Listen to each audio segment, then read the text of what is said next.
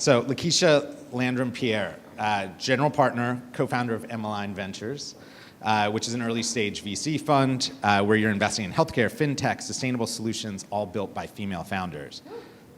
Awesome. Not just an investor, though. You also were CEO of Nigeria's largest digital media startup, or one of the largest digital media startups, going from 2 million users to 50 million. You've received investments in partnership from MacArthur, Google, Bloomberg Philanthropies. You found the first of its kind Civic Media Lab in Lagos. You're a 2-time founder of Harvard Innovation Lab, incubated startups, and you're also featured in a new documentary film called Show Her the Money, which we're going to show an intro for. And I had the pleasure of interviewing one of the producers on our podcast this week, and it just sounds awesome and couldn't be more on theme. So without further ado, I will roll this for you and then let you take it away. Does that sound good? Perfect. Thank you, Fred. Of course. Thank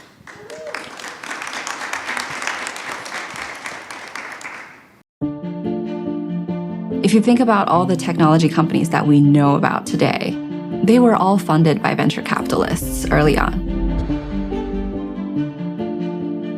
Historically, women have been shut out of the venture capital world. It has been on purpose. Money is power, and this is a very lucrative industry. I win. I was raised to believe that talking about money was in bad taste. Men always talked about it. Someone needs to do something about this. To be a founder takes grit. Dapper Boy is gender-neutral clothing. I've been fundraising now for over a year. We're out of capital. I don't know what else to do. I'll never forget one investor. Good to move on. Asked me if this was just a passion project of mine until I had a baby. We connect breast cancer survivors to certified mastectomy fitters. So we joke that it's like Warby Parker for boobs. This could easily be $1 billion company. Why are you an angel investor? I'm not going to lie, I like money, right? But if I can invest and help another woman get somewhere they want to go, it's a gift to get to do it. We have 2 companies that are already $1 billion and above. It's kind of unheard of to have unicorns this quickly. If I write a woman a $10,000 check, she's actually going to go much further with that money than a similarly situated male would. The returns are actually better when you invest in women. A study by McKinsey shows that investable assets controlled by women are expected to rise to $30 trillion by the end of the decade. What are they going to do with that money? We support female founders. 10 years from now, we'll look like the geniuses, right? If these women don't get funding, what innovations are we going to be missing out on that could impact the planet?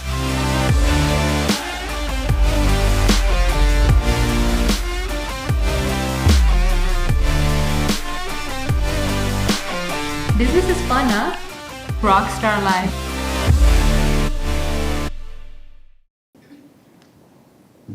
Did you just see that trailer? Right? I don't need to tell the people in this room that 10 years from now we'll be the geniuses, because everyone in this room already knows that. And not only do you know that, you in this room are the geniuses that understand that women are unlocking economic opportunity that's being overlooked again and again.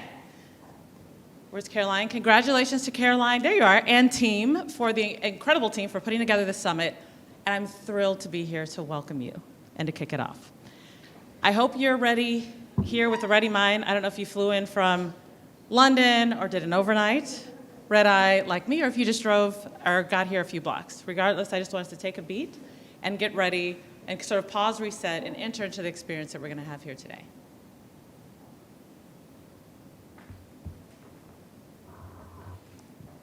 Great.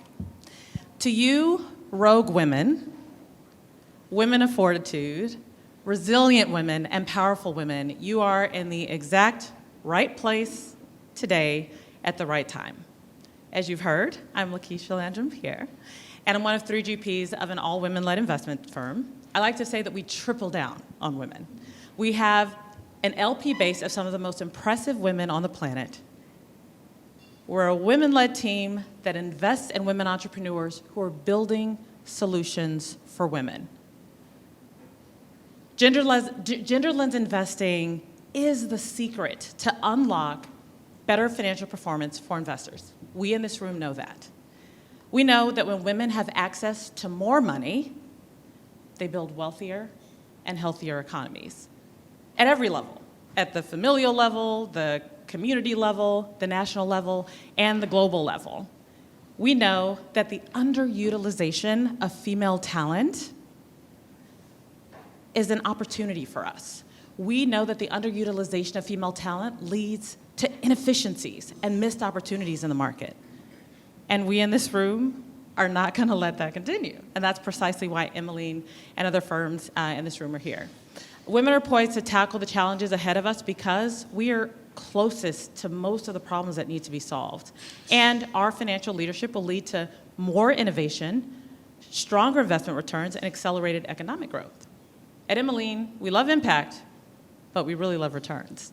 And women are in a position to unlock entire economies at the next era of outsized returns. So when Caroline Gray, the filmmaker who you saw just a moment ago, so when she approached me about a film she was working on, which at the time it was called Girls Just Want to Have Funds, and she came to meet with me and kind of talk about the film, and she reached out to really discuss it.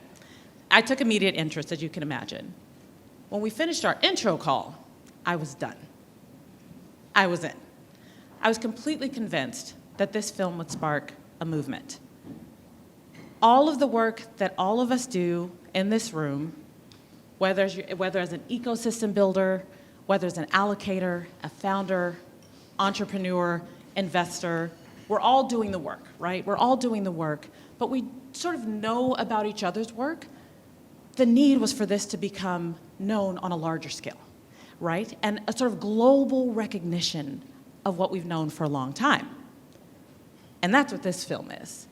It's a movie and a movement. And everyone in this room is a part of it.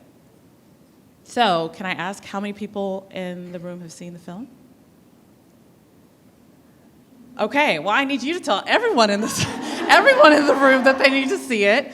So if you tell all your friends that you have to see it. And the reason you have to see the film is because it represents us so well. Us entrepreneurs, us investors, us allocators, builders, ecosystem builders. It represents us so well. And it's the kind of documentary that you want to put in front of your friends that say, well, if women are only getting 2% of capital, the challenge really must sit with founders. Surely, if the market demanded these products built for women, capital would flow to these startups. If you're at the ground floor of this emerging economy, and you all are, you understand the fallacies in this statement.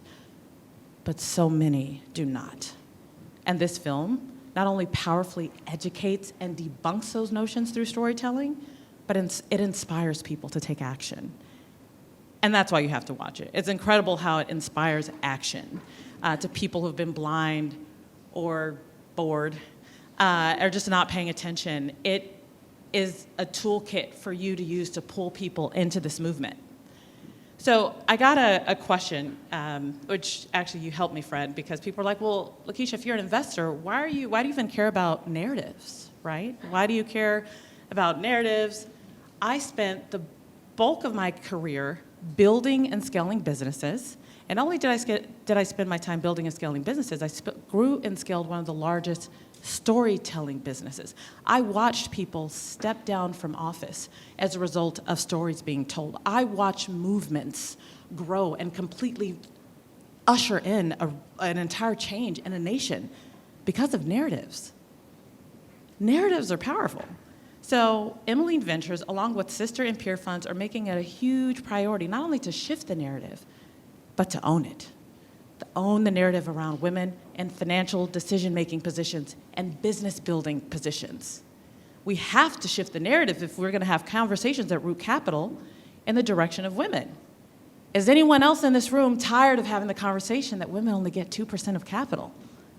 I am. I'm tired of it, right? And the conversation often stops there, right? I'm past ready to move the conversation and the research conversation, and really the conversation in general, into conversations that look more into how founders outperform their market counterparts despite being undercapitalized, that they're incredibly capital efficient. Imagine the possibilities if they're well-funded. Imagine the possibilities if there was a playbook for women entrepreneurs to increase their likelihood of succeeding, rather than hearing headline after headline that she shouldn't even really be building a business because the likelihood of getting capital isn't there. Now, earlier you heard me say sister and peer funds. I want to come back to that because it's important. Someone once said in 2008, when the financial crisis was at its worst, that if Lehman Brothers was instead Lehman Sisters, we would have had a different outcome.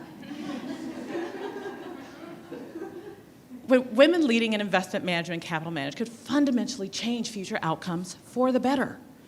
So I use terms like sister funds or peer funds because we have seen how much more ground we can cover together and how much faster we can do it. So thanks, Lehman Brothers. We all will have succeeded when it's commonplace for massive amount of capitals to be run by X sisters or Y sisters. Milton Friedman in 1980 said this: most economic fallacies derive from the tendency to assume that there is a fixed pie, that one party can gain only at the expense of the other. We in this room understand that that is not going to work for us. And that if our counterparts have revealed anything to us, it's the power of community. We know about the Brotherhood, the Old Boys Club, and the Bro Network, and they're really effective.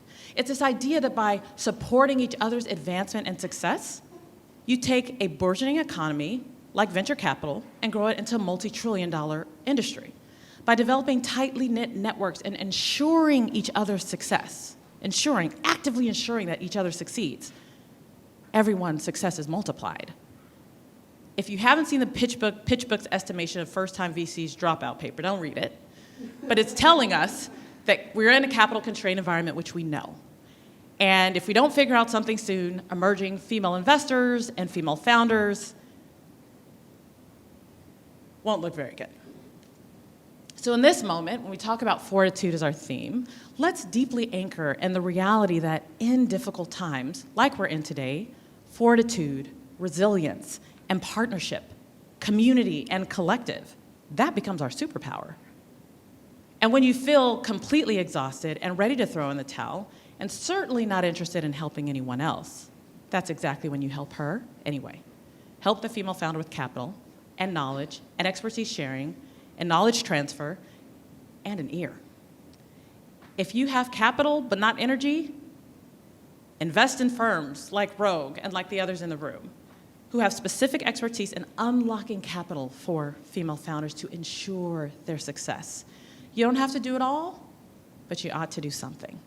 We need the sisterhood, we need the club, and we need the spa with each other to ensure that the economy and the industry that we're building lasts, and that we actually look like the geniuses, and that you look like the geniuses. So I'll leave you with this. We are the answers we've been waiting for. As Catherine, our filmmaker, has said many times, we've been waiting for someone else to do it and someone else to shift things. And how has that been working for us? Recognize that when we are in a downturn, sure, but if you can flex your superpower now and ride this wave during the market correction, you will come out stronger, and those who you lifted with you will as well. Resilience and grit and fortitude is what's needed from all of us, and needed especially now. And for those of you genuinely asking, how do we shift things? And I think this answer is very clear to everyone in the room. It's that you invest in women. And you tell your friends to invest in women. And if they want to make money, invest in women. And if they want to have impact, invest in women. Actually, mentor women, support women, build with women in mind, design with women in mind, leverage women's expertise. Call on more women. By doing this, we support each other's resiliency during this market and during a challenging time. Thank you.